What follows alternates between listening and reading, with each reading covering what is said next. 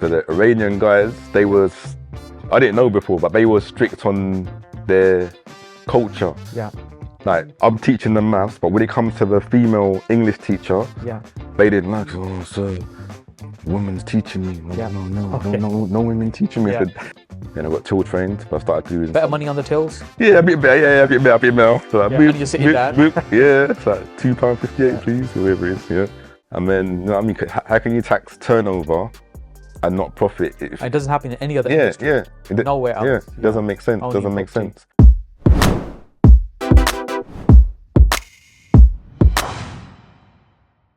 Jason, if I'm looking at an apartment that's got, say, 60 years left on the lease, why would I even bother looking at it?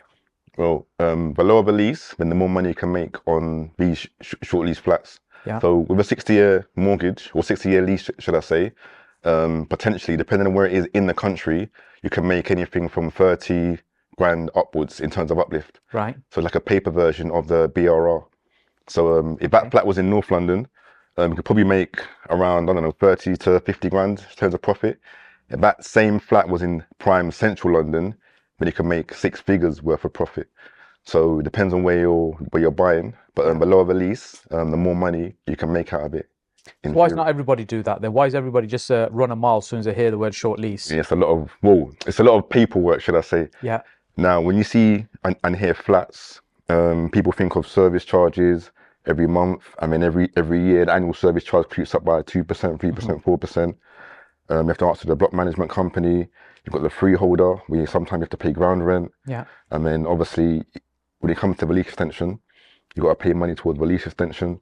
So there's a lot of people to answer to in terms of buying flats. Yes. So a lot of people are like, oh, I don't want to be held ransom to the block management or the freeholder. I just want a house, freehold. And that would be my thinking, I don't want all that hassle. Yeah. We've got a small number of apartments in our portfolio. We've got a small number of apartment blocks, but we've got the freehold. So then, you know, I'm never really concerned about that. Yeah. But as soon as somebody presents me with an apartment, I'm just thinking, it's just headache. Yeah, no, it's paper version of the BRR, especially if you can refurb it and change it from a 1-bed to a 2-bed or 2-bed to a 3-bed, and it has a short lease. Yeah. Then one's I call a triple threat. Right. So you're adding value by renovating it. Yep. You're adding value by reconfiguring it, turning it from 1 to a 2. Yep. And you're adding value by increasing the lease term. Correct, yeah. Okay. So those ones bring the most money. Yeah. So as you know, you can buy them where they're above shops, conversions, what used to be a house, and convert it into flats, top and bottom floor. You can have purpose-built ones as well.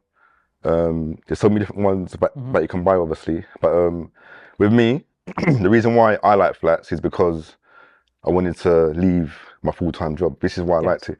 And I couldn't afford to buy houses at the time. So I thought, instead of me not doing anything, I thought, right, I just get myself onto the ladder and then start jumping. And then it worked out well. So it wasn't a strategy that you specifically went to look and learn about and say, right, short lease, I'm going to do this. Is it something you kind of stumbled into because you're looking for cheaper end of property? Or? Yeah.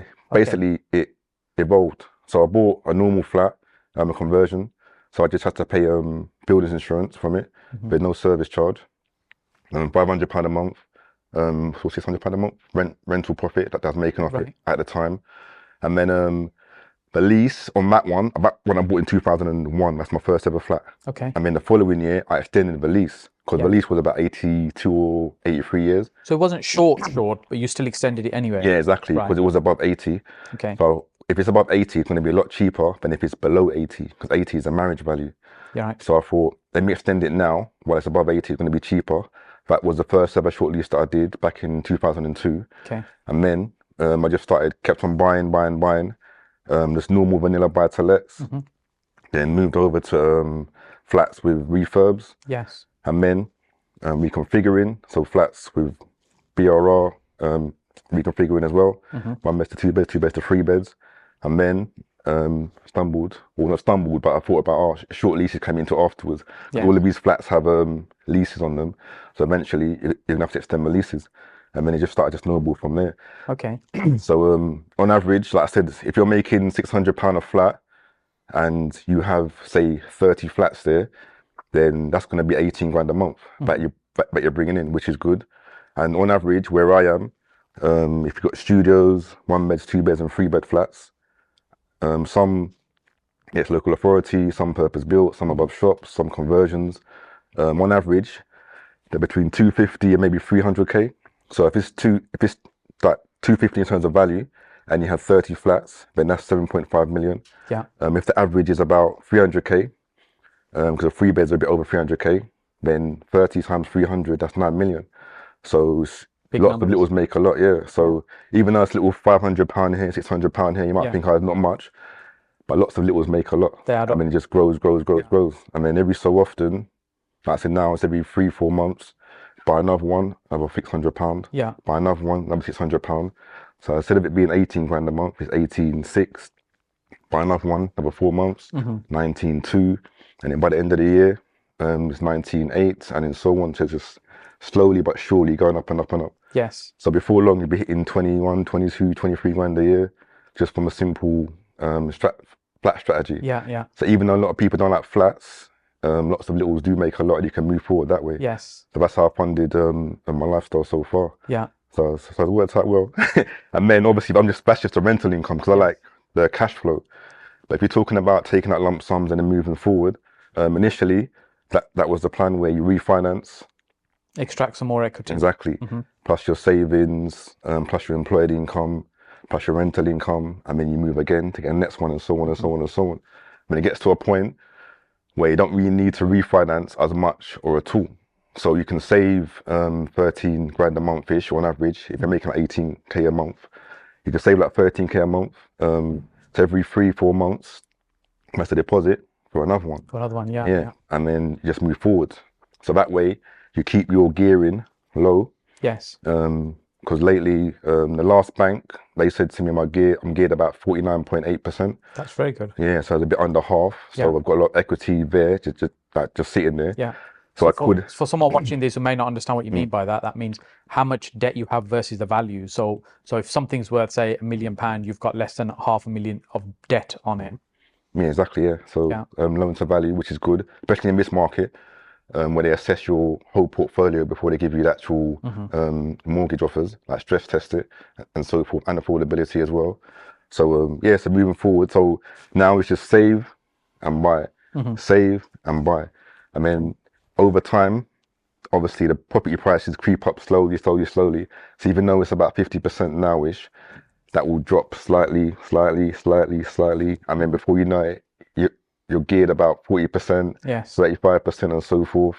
So it's like a win-win going forward. But initially, to scale, you're going to have to refinance or sell, pull out the equity, or sell it, get the equity, and then buy the next go one. again. Yeah. So is this a strategy you think you have time in terms of the market that it changes, depending on whether the market's strong or quiet, or is it one that all the time? Works in any market. Even now, I know some people are struggling with getting 75% loan to value mortgages. But with these ones, because it's below market values, the mortgage offers that have been got recently just gone through. Yes. Because the rental income, when you do a stress test and affordability checks, the stress tests and the affordability checks are low, the gap is wide enough for it. So with the normal buy-to-lets, for example, a lot of them, people got to put down 65% loan to value in order for it to work. Yeah, especially in the high value areas like London. Exactly, yeah. But for these, it works in any market, in a good market, in this kind of market now. During the credit crunch, it worked, 2007 to 2010. Like, it works in any market, so can't complain. Yeah. So what would you consider a short lease? Because there's certain years, at a point it becomes interesting, and then goes beyond a point where it becomes expensive as well. Yeah. So the marriage value is 80 years. So below this point, the value of the flat starts to diminish bit by bit by bit. So in theory, the lower the lease, then the more money you can make. But if it's outside prime central London, then up until about 50 years-ish, it's okay in terms of like mortgages and things like that. So and then if it goes below 50 years, then you might have to start using bridging. But NatWest do an offer, a mortgage offer, which is 30 years, up to 30 years, I think. Yeah. So with the normal lenders like TMW, Kensington, who just got bought by Barclays Bank recently. Okay. Yeah, like today, acquisition, fleet, Kent Reliance, the mortgage lender, the mortgage works. There's loads of them. Foundation home loans, capital home loans. Apart from like, I think TMW, for example, they do 70 years. So anything below 70 years, not touching. They won't touch. All the other ones that I mentioned, but mortgage cannot be, so the lease cannot be lower than 50 years at the end of the mortgage term. Yeah. So once the mortgage term expires, with a 10, 15, 20, 30-year mortgage, when that mortgage comes to an end, there still needs to be at least 50 years left. Exactly, yeah. So bought one recently, 68 years left on the lease. Kent Reliance gave me a 17-year mortgage basic on it, yeah. So it's 68 years left on the lease. Yeah. Gave me a 17-year mortgage because at the end of the term, the lease still had lower than 50 years. years. Yeah. Okay. But obviously in that time, within the first year or two, I'm going to extend my lease anyway. Yes. So when my 2-year fix still runs out, I can either stay with them, renew with a good lease and get a decent rate, or I can move lender. Switch to somebody else. Yeah, and get a new 25-year mortgage after. And I can pull out the equity if I want to on the uplift in value going forward. So where do people find these then? Yeah, all sorts of places. All right. So lately, because I've got some properties under the guarantee rent schemes with local authority and with housing associations. So that's once you've acquired the property, you hand it to one of the housing association for them to give you a fixed rent. Exactly. Yeah, guaranteed rent. And they lately have been calling me or messaging me and say, "Oh, some of our landlords are selling. Would you be interested in buying them?" So a lot of these are off-market deals. So I won't need to. There's no competition basically. If I want them, they're mine. If not, they'll probably ask another investor on their list. That's one way of doing it, but you have to be in there. And that's a great example of when you do one thing again and again and again, people get to know that's what you do. Exactly. So they think for short lease, they think, I need to call Jason on that one. Yeah, that's it. Yeah, Instagram, Facebook, LinkedIn, they always messaging me, "Oh, plan a short lease, plan a short lease, chat to you on it." So there's that way. There's a normal right move way where on the filters, you put in lowest price first. A lot of the time, the ones with the lowest price are the ones with short leases in that area. Price lower. Exactly, yeah. Make sure you put the filter on no new homes, no retirement homes, and there's something else in the right move section. But there's 3 of them there. Put them filters on and then put lowest price, and then normally short lease ones come up first. Yes. And you also, look for just apartments. Just apartments, flats, yeah. And then also another way of searching is where you put what does it say? It says longest on the market. Because a lot of the time, like as you know, not many people like flats, so they're ones that sit on the market. Yes. So the longer it's sat on the market, then the more of a deal you can get. Yes. You can also find them at auctions, quite popular. That during lockdown 1, when Boris said you must stay at home, I was just searching, and then Savills. You were sitting at home searching. Exactly, searching. Never stops. And then Savills had one in my area. Right. I put in a pre-auction offer because it all turned on online after that. Bidding. Put in a pre-auction offer, got rejected, but I didn't go to auction. I just didn't bother. It didn't sell at auction. And then post-auction, the auctioneer contacted me and said, "Oh, this particular flat did not sell. Will you be interested in putting in another offer?" So I managed to get it lower than what I put in initially. Yeah, exactly. So even though I got rejected. So that's why it was worth not going to auction sometimes. I think that's the best way to buy at an auction, either before or after, not during. Exactly, yeah. Because they always give you like first refusal half the time. You've got friends, property associates, like social media. You've also got neighbours, old neighbours. So I've bought a flat with a short lease, and then she's sold it, to obviously to me. And then her neighbour, former neighbour, is now selling. So her neighbours, they still give contact. So they contacted her, and then he has contacted me and said, "Oh, my neighbour's selling a flat. Would you be interested in this? Short lease again." So that's another way.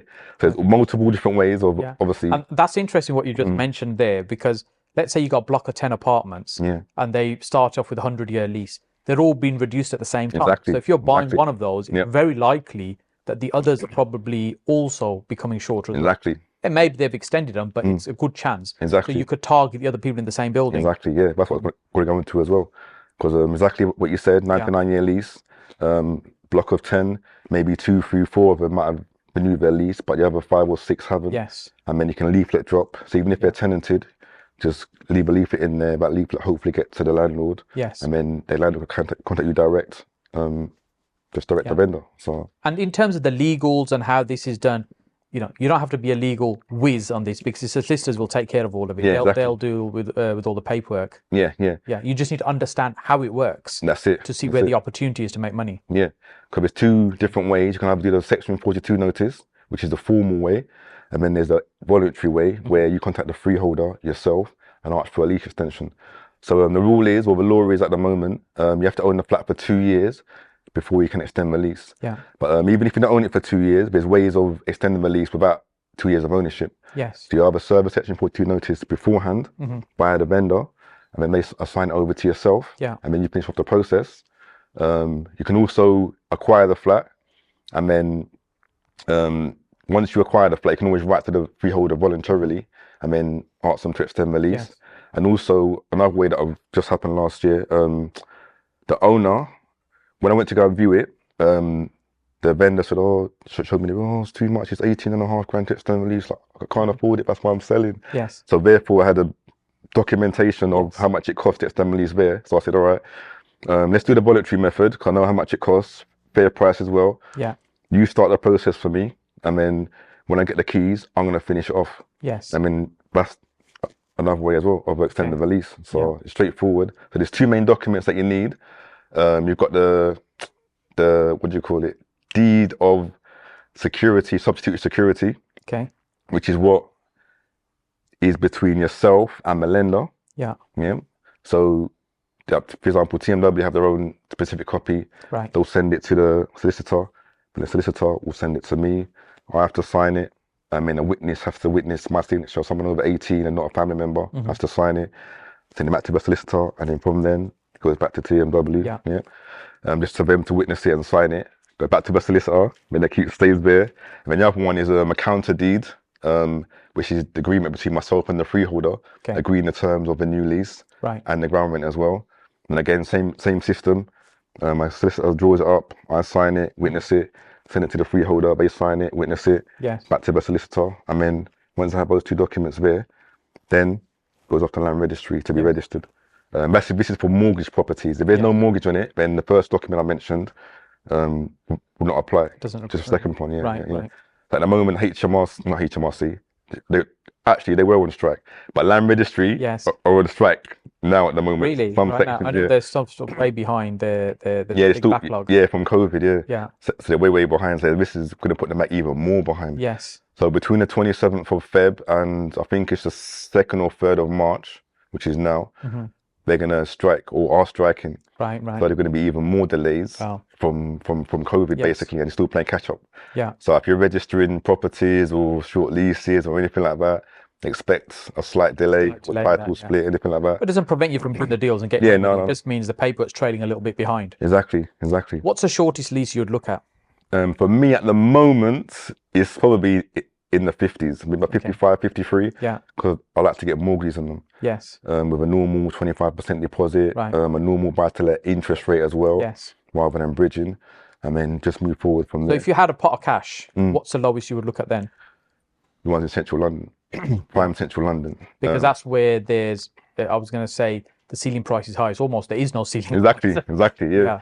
So there's some, I'm going to post one soon anyway on my Instagram. There's one like in central London that I saw for 560k. Yeah. 1 bed flat with this one's a 63-year lease actually, but it's not too like low. Yeah. But the lease extension will cost about 150k to extend the lease. So you say you get it for 550, extend the lease for 150k, that's 700k all in. Then end value can be about 950.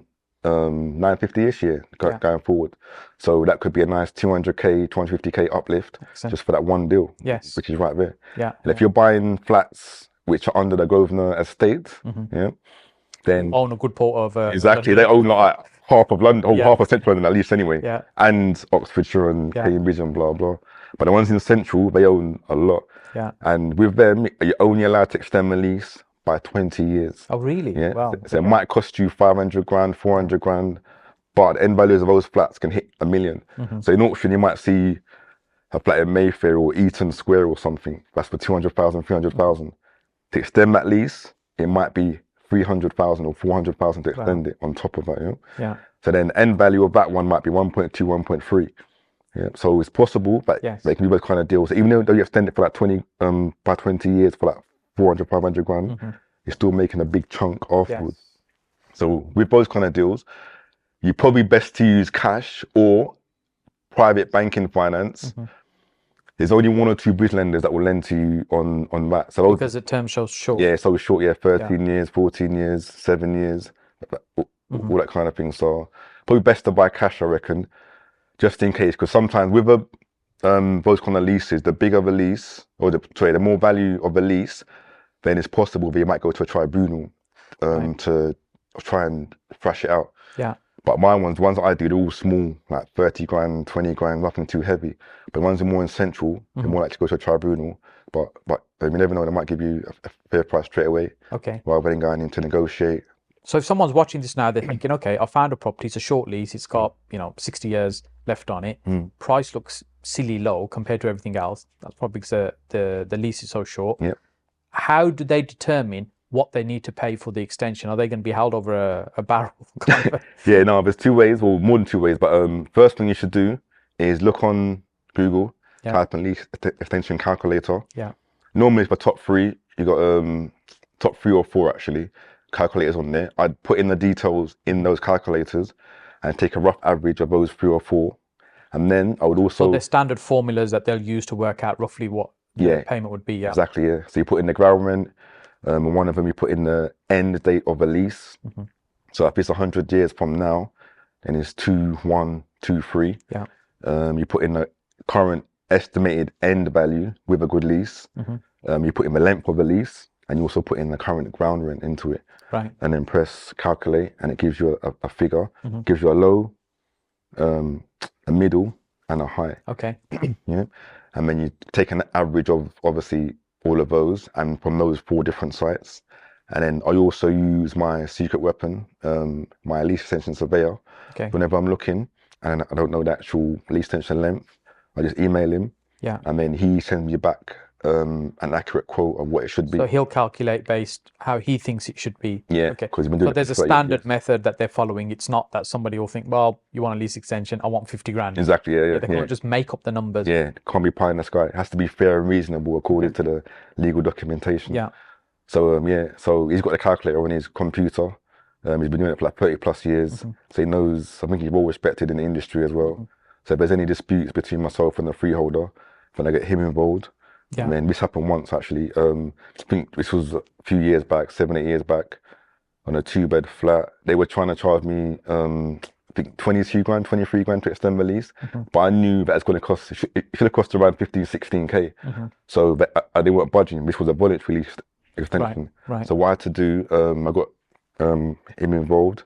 Then you done a 22-page report. Okay. I think £700 plus VAT. Sent it off to the freeholder, sent it off to the freeholder surveyor. Yeah. And then when they saw that, they came down in price to what it should be. Okay. So I paid roughly about £1,000 for his services, but it saved me about 5, 6 grand in that instant. So they realise you know what you're doing. Yeah, exactly. Yeah, rather than they're trying it on at the high rent, you might be able to get away with it. Exactly.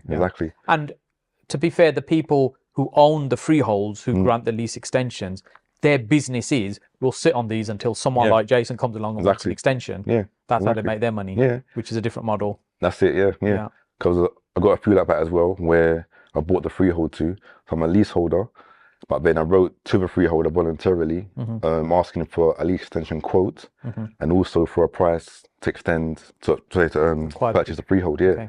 And then on 5 separate occasions, I come back and said yes. Yeah. That we're willing to sell you the freehold, and I had to serve a section 10 to inform the other flats as well, that Mr. Patterson, is exactly, is interested in buying the freehold. If we don't hear from you in 14 days, then he'll buy it solely, or if you want to come in with him, then it'll be jointly. Yes. I mean, most of the time they come in with me, and we just purchase the freehold from the freeholder. Okay. So we're now owners. And then after that, we extended our own leases. Solicitors charge us about £300 to extend our own leases. Right. Sign up the documents, and then we put them to 999 going forward with peppercorn ground rent. So which is what they call a virtual freehold. Exactly. So it's the best you're going to get in terms of a new lease. That's it, yeah. Yeah. What some people could do is just buy the freehold, keep the flat at that level, 72 or 60 odd years, whatever it is, and then sell the flat. And then at some point, like you said, that leasehold is going to come to you when you extend it, and then you can get a payday from it. Yes. So, and that's quite a long play, because I remember when I first started, I used to see people buying freeholds, and I didn't quite understand why they were buying them. And I'm trying to do the calculation, thinking you're earning a tiny amount of money from the ground rent, which goes to the freeholder. They're earning a small amount of money each month for what they're paying. I think, how does that make sense? Exactly. Not realizing at the time, actually, that someone's going to have to turn up to them and say they need an extension. And that's when they get paid. Yeah, bumper pay. And now I guess things are changing a little bit. Maybe some freeholders they've had these a long time. They'd rather just sell the freeholds, get out. And also there's the Leasehold Reform Act that happened last year. Exactly. How do you think that will impact things? Yeah, so basically with the act, all the ground rents on new leases has to be zero, which is peppercorn ground rent basically. So the way it works is, say for example, you've got 60 years left on your lease and you do a Section 42 notice, for example, or even a voluntary one, doesn't matter. Say you put 90 years on top of it, that's going to be 150. Your ground rent has to be zero regardless. It can't be 150 or £50 or £200 or 250. Has to be zero on those 90 years. Now, what some people some freeholders try and do, they'll say, right, you've still got 60 years left. You're still paying the ground rent on those 60 years. And then when that expires, on the new 90 years, you're going to be peppercorn ground rent. That's what they try. Right. Yeah, but I say from day one, I want peppercorn ground rent from day one. Okay, so you get the lease extension and reduce the ground rent down to straight away. Yeah. So the ground rent, when we think about a building, I guess one of the ways I describe this is, say, when you've got apartments, whether it's 2, 3, 5, 20, 100 in a building, that building, when you're buying an apartment in there, you're buying the space, you're effectively renting that space for 60, 80, 100 years. You don't actually own the building. Somebody else owns the land that building sits on. So the ground rent is effectively rent for that land. Yeah, correct. We have to pay. And so the changes, which was another way for the freeholders to make some money, it might be £200-300 a year per unit, but as you say, they all add up, they stack up to a lot of money. But now that will get reduced down to zero, so they'll no longer want to, or that benefit there won't be there for them. That's it, yeah. I mean, Jeremy Hunt's mentioned recently that he wants to reform leasehold, but I reckon what's pushed it as well is what some of the big house builders were doing, like Wemp and Berkeley Homes and everyone else. They were building leasehold houses, which is a problem. And then they were charging obviously ground rent on it, and then they were packaging them up, and then selling them on to other people onwards. So the freehold will get sold on to somebody else. Correct, yeah. The Wimpy or the likes would go in, they build houses, and rather than selling them as a freehold, they sell them as a leasehold. Let's say it's got 100 years at that time. The buyer, most buyers are inexperienced. They don't do this all the time. They buy a house once every 10, 15 years. And they're thinking, as far as they're aware, that's fine. Nothing's out of the ordinary. But as that lease starts to reduce 10, 15 years time, 20 years time, they need to think about getting an extension. That's when they realize, oh, actually, now I'm going to have to pay another chunk of cash. And of course, that hit the media, and then the government wants to get involved and stir things up. And the ground rent as well. When the ground rent, some of the contracts that they have with the ground rent, it doubled every 20 years or every 10 years. Now, if it starts off at 100 or 200 and it doubles to 400 and doubles again to 800, mortgage companies don't like that. So that was another issue. So some of them could not remortgage, and they went on to variable rate straight away. And the rate started to rise, so they're like mortgage prisoners. So that's another issue. So that's why people like Jeremy Hunt are saying, right, we need to sort this out. And they stopped that last year, coming in June 2022. So that's sorted out. And now they're trying to get rid of the lease part of it, or to get rid of the marriage value. So at the King's speech, he mentioned that recently. I put it on my Instagram yesterday, I think. What do you think that will look like? What's your guess on what will happen? It's hard to say, because effectively they're going to have to, in theory, they're going to have to pay some of the freeholders or reimburse some of the freeholders if they get rid of the lease extension part of it, or the lease part of it. So just for argument's sake, say the lease is, this won't happen by the way, but if it's 999 and they're abolishing the marriage value in terms of the lease, what in theory the government might say, right, we're going to give you each freeholder £1,000 for every year of the lease. If it's 999, that's almost £1 million to buy them out of their lease. And you've got some that are above shops, some conversions, some purpose built. So to do that for every single freeholder, exactly, you can't do it. Yeah. You can't do it. Well, you can do it, but it's going to be a lot of taxpayers' money. Yeah, You know what I mean? And it wouldn't be a sensible thing for the government to come and spend that money doing that. Exactly. So they've got to think of, I don't know how they're going to do it. Yeah. If they're going to compensate them, I don't know how they're going to do it. So that's one thing that they're thinking of. What else are they thinking of? The ground rent sorted out, but that's the main thing, basically. The ground rent. Yeah. The ground rent sorted out. I think the lease, the leasehold stuff, the service charge stuff is fine. It's the ground rent that was the main issue. The issue which they're putting nail in that coffin now. Exactly. So you still make money out of it anyways. Yeah. Good There's value. always opportunity, and I think that's the sign of a great entrepreneur. You know, when the door closes, you think that's fine. We'll find 2 more that will open. Exactly. You find alternative ways, because there's always different ways. You know, rules and regulation change in property all the time. Yep. And I can't remember how many times it's changed in, you know, the 15, 16 years I've been involved in the industry. It's like every year there's new sets of changes. Yeah. But that's fine. You just adapt. Exactly. But some people panic. They want to get out of the market. But that just presents an opportunity for others. Yeah. Especially with Section 24. Yes. George Osborne, July 2015, messed up the system. Yeah. He done that, and then he left to go and work for the Evening Standard or something. He's a joker. So then that and happened. often these are not property people. They don't understand the impact they're having on the industry. That's it. Yeah. And then, you know what I mean? How can you tax turnover and not profit? It doesn't happen in any other industry. Yeah. Nowhere else. Yeah. It doesn't make sense. Only Doesn't make sense. But then obviously you have to adapt, and then obviously either you can incorporate to go through LLP and then into a limited company after that, or so again, that's a solution people have come up with, and say, okay, that's fine. We'll find a way to resolve it. Exactly. So it's not that government now is collecting more tax. There might be some tax they're collecting, but the ones that are in this for the long term, they're not paying that tax. They've found another way around. Yeah. That's some sort of loophole. Incorporating. Yeah. That's it. Or set up a management company and then doing that. You have to have a certain amount of properties to do that. There's all sorts of ways that you can adapt, like you said, depending on your environment. Yes. Just moving forward. So when we're looking at a lease, let's say there's 15 years left on a lease, and you think, okay, 15 years on a lease, you pay peanuts for that.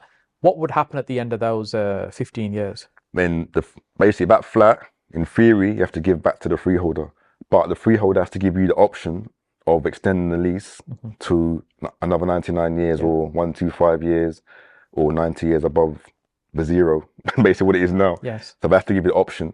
And if you don't obviously want the option, you have to give it back. Yes. I mean, it's theirs again. I mean, put it on the market, whether it's through auction or private sale or, just. Do you see that happening? I understand the theory, but I've never seen it. I haven't seen it before either. Yeah.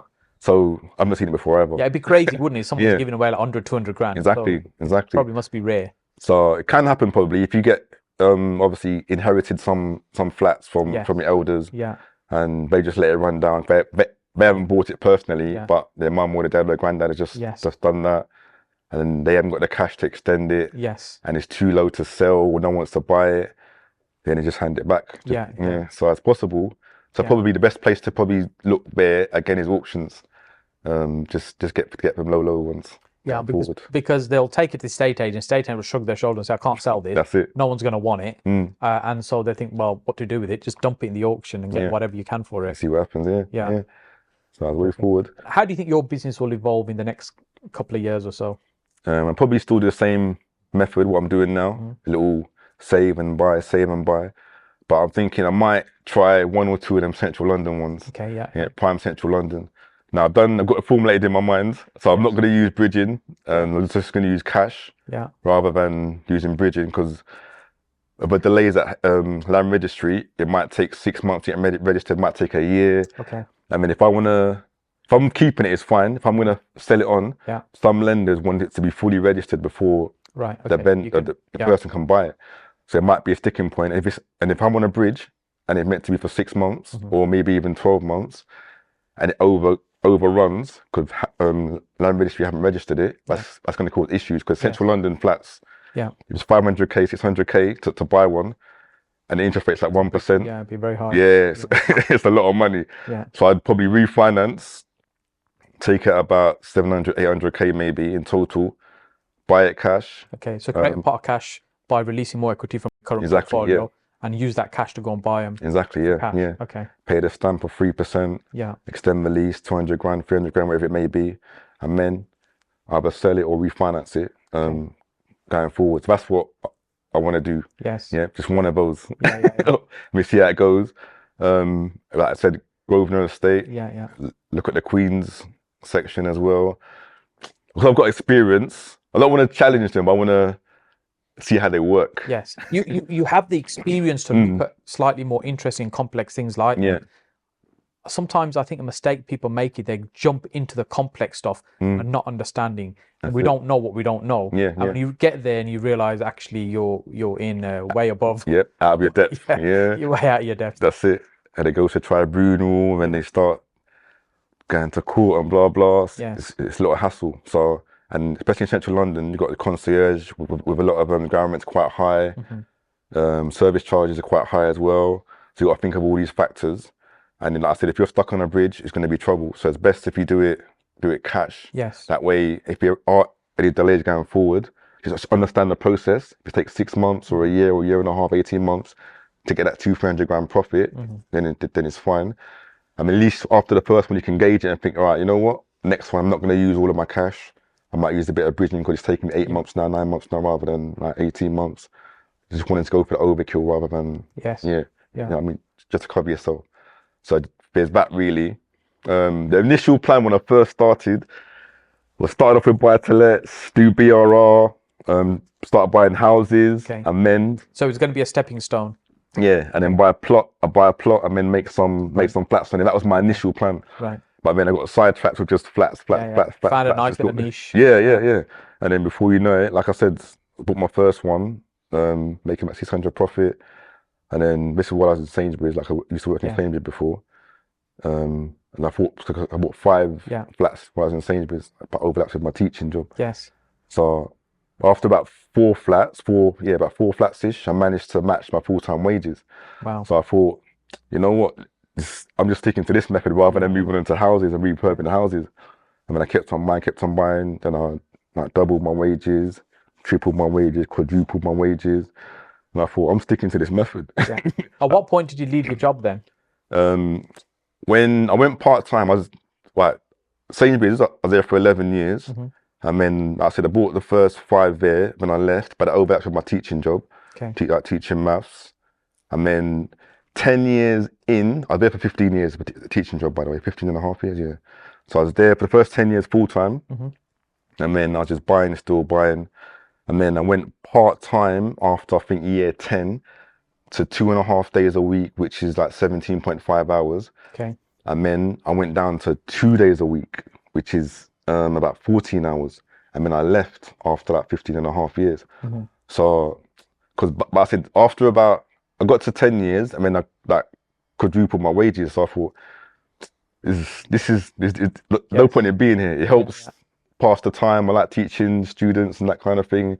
And you learn from them as well, because you got all different nationalities that I was teaching. You had Polish, you had Romanian gypsies, you had Somali, you had some guy from Portugal, some girl from Colombia. So you just learn, and if I'm teaching maths, they can teach you a thing or two as well about the country and the culture and that kind of thing. And then we had some guys from Iran, the Iranian guys. They was, I didn't know before, but they were strict on their culture. Like, I'm teaching them maths, but when it comes to the female English teacher, they didn't like, oh, sir, the woman's teaching me. No women teaching me. I said, over here, like, this is the way it is. Women have equal like rights. No, sir, in my country, that's not allowed. Women can't work. Blah, blah, blah. So but after a while, he adapted, and then he opened up to like the English culture, British culture, and so forth. So you learn, understand different, like different societies, different cultures. Like Romanian gypsies, I was talking to a lot of them. Said, yeah, sir, we come over from Romania.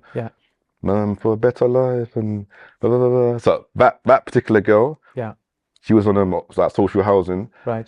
She left. They moved her to Yorkshire because like it's social housing. It's cheaper. It's cheaper. So I understood how the councils work as well.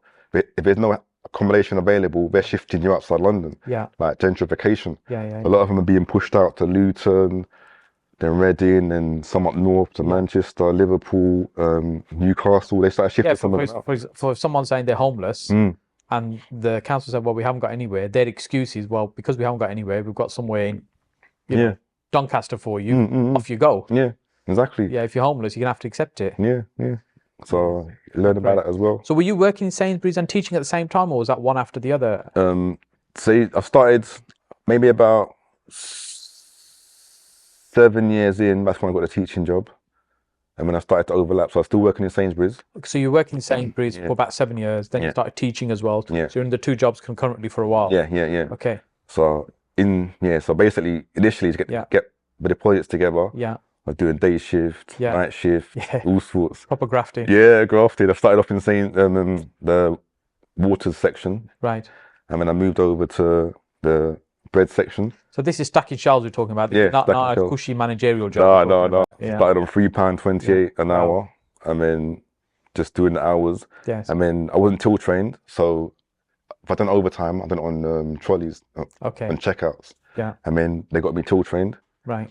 And I got till trained, but I started doing better money on the tills. Yeah, a bit better. Yeah, a bit better. So and you're sitting down. It's like £2.58, please, whatever it is. Yeah. So I started doing overtime in other departments, and then one Friday, normally I finish at 9:30 on a Friday. Then my old manager, like Jerry Kelly, was there. Then the night shift manager was there, and the night shift manager said, "Oh, Jerry, like so and so's phoned up sick. You got any staff members that don't mind working?" Yeah. Then he looked at me. Jason, what you saying? Exactly, yeah. I'm thinking, I just finished my shift. Yeah. I'm a 9:30 shift. So, just 10 a.m., 10 p.m. till 7. Yeah. Like, you can do it if you want. So I said, I wasn't going to read or nothing. So but I meant to be in at 6 in the morning anyway. Yes. Like, to do the bread. So I said, all right, I'll do it. So it's like 3 shifts. 3 shifts. Back to back. Yeah. And then HR thought I was someone clocking in and clocking out for me. Okay. Yeah, so I had to get confirmation from my manager to say, that was me. Yeah, that probably don't happen to us. Exactly, yeah. 3 shifts back to back. Exactly. But I guess it just shows that, you know, it doesn't matter what situation you're in, as long as you have the mindset to think about how can I, you can find a way. And you've grafted and worked hard for a period of time in your life so that you don't have to spend the rest of your life grafting. Exactly, yeah. And then enjoy the things that, you know, people try to spend their money on when they haven't got the money. That's it. Like Warren Buffett said, someone planted a seed a long time ago, and now they're sitting under the tree. Yes. So it's the same method. Yes. Do the work now, and then you can relax and enjoy yourself later on.